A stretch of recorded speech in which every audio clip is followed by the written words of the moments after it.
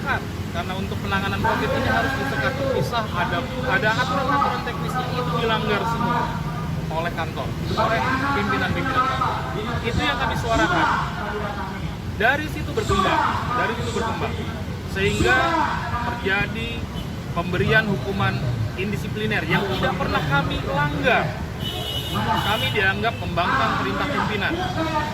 Kami dianggap tidak taat pimpinan, padahal kami tidak menandatangani fakta integritas. Fakta integritas hanya itu saja. Hanya satu persoalan fakta integritas yang pernah kami tandatangani, itu kami dijadikan alasan untuk mem-PHK. 1, 3 orang sudah di PHK pada tanggal 15 Oktober kemarin. Yang kedua, 72 orang diancam PHK. Bayangkan di saat pandemi seperti ini, tenaga kesehatan diancam PHK. Seperti itu. Itu baru satu persoalan. Persoalan kedua, kami tidak dianggap sebagai fasilitas kesehatan. Kami sudah mengupayakan, kami advokasi melalui jalur-jalur resmi, tetapi tidak ada keinginan dari pihak pimpinan kami. Jadi masalah-masalah yang ada di internal ini diabaikan, terus menumpuk dan lain sebagainya, sampai puncaknya seperti ini. 3 orang di PHK, 72 orang diancam PHK. Selain masalah hak normatif dana COVID yang tidak cair, BPJS dan lain sebagainya, itu yang bukan masalah yang ada di dalam press release yang sudah kami sampaikan. Itu permasalahan yang sedang kami hadapi. Berkali-kali kami bersurat ke gubernur, berkali-kali kami bersurat ke dinas kesehatan, tidak ada tanggapan. Terakhir, hari Senin lalu, tim TGUPT menerima kami, tapi mohon maaf, tidak ada solusi, belum ada solusi. Padahal PHK sudah berjalan, PHK sepihak sudah berjalan, seperti itu rekan-rekan media. Orang yang dibubarkan itu apa tuh?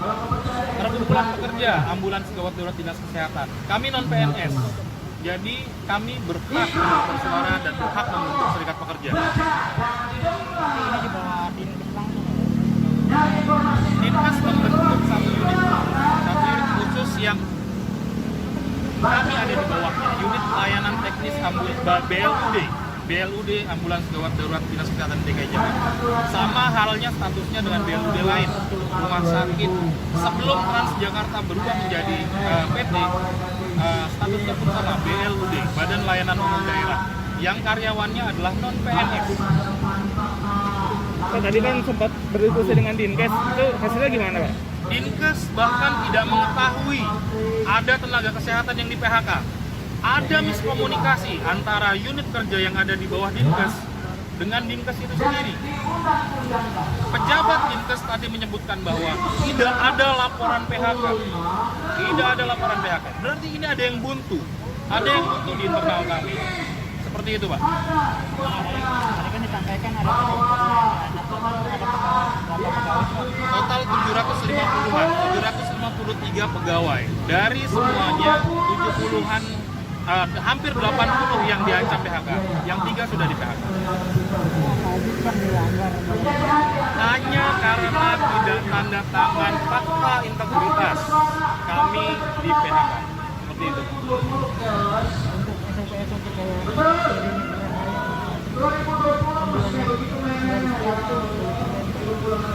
Untuk penanganan COVID, SOP kami sudah berjalan mulai dari Februari. Dimulai dari tim dengan 9 orang tim. Di bulan Maret kami timnya ditambah.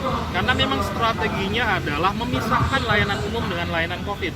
Strateginya seperti itu. Di mana-mana layanan kesehatan seperti itu. Nah, di bulan Maret kami terbentuk timnya.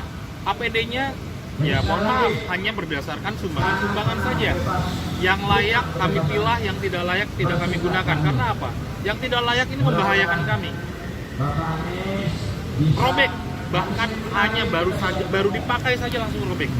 APD-nya nggak layak, KN lah atau apalah, yang maskernya masih masker yang mohon maaf nggak sesuai dengan ekspektasi yang kita harapkan. Seperti itu.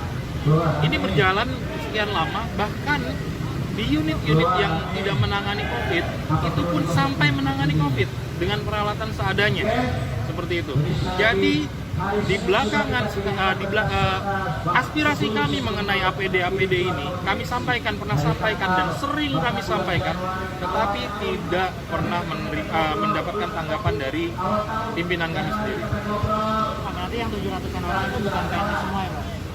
PNS hanya sekitar 20-an orang, selebihnya non-PNS. Non-PNS dan bukan PPPK juga, bukan P3K juga, tetapi karyawan tetap Badan Layanan Umum.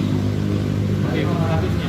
Jumlah masanya ada berapa Pak? Sekitar 100 orang kami yang sedang unjuk rasa di sini. Ini yang di PHK, calon PHK semua apa gimana Pak? Ini sebagian besar yang diancam PHK. Ada teman-teman yang bersimpati kepada kami yang tidak diancam PHK ikut juga dalam barisan kami. Pak, Kami semua tenaga kesehatan, sebagian besar adalah perawat dan teman-teman yang lainnya pengemudi itu yang sudah dilatih untuk kegawat daruratan. Tapi 90% di kami adalah perawat. Sisanya ada dokter spesialis dan tenaga kesehatan lainnya. ini non PNS semua Pak? Non PNS semua. Pak, tadi kan dikatakan pihak AGD Dinkes nggak mau tanda tangan fakta integritas ya? Kami menolak fakta integritas Nah, itu- karena kontennya. Jadi kontennya memaksa kami untuk satu, tunduk pada aturan yang mereka buat, padahal aturan tidak pernah disosialisasi.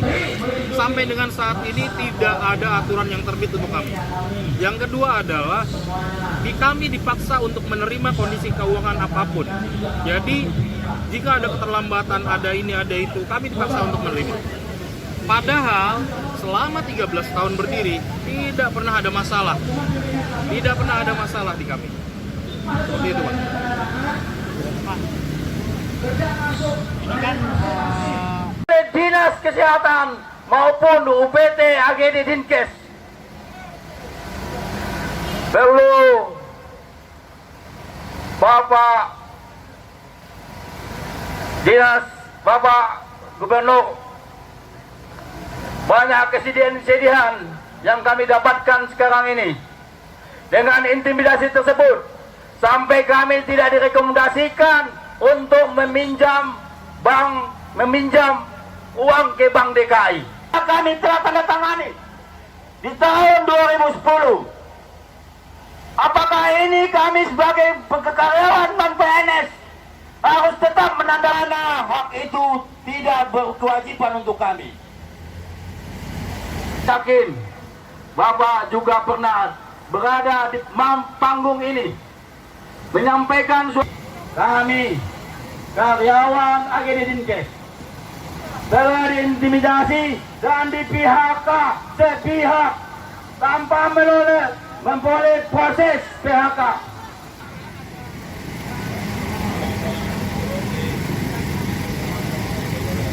Teman-teman, tetap semangat.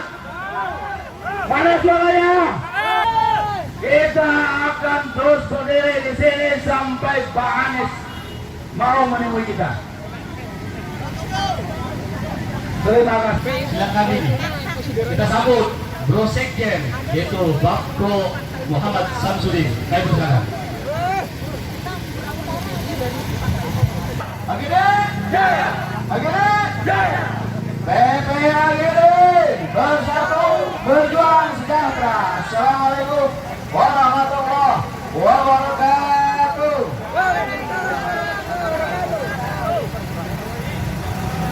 Jalan-jalan ke Jakarta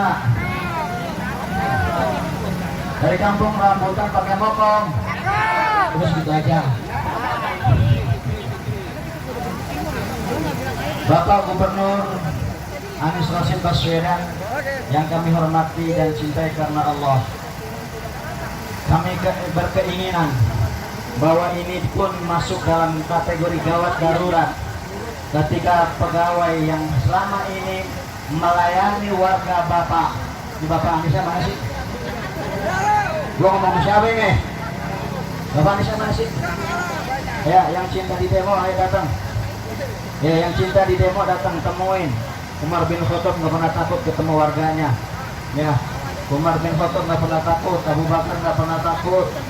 Ya, Utsman bin Affan nggak pernah takut, Ali bin Abi Thalib nggak takut. Insya Allah Bang Anies juga nggak takut. Amin. ada yang bawa suntikan? Terima kasih sudah nonton. Jangan lupa like, subscribe, dan share ya.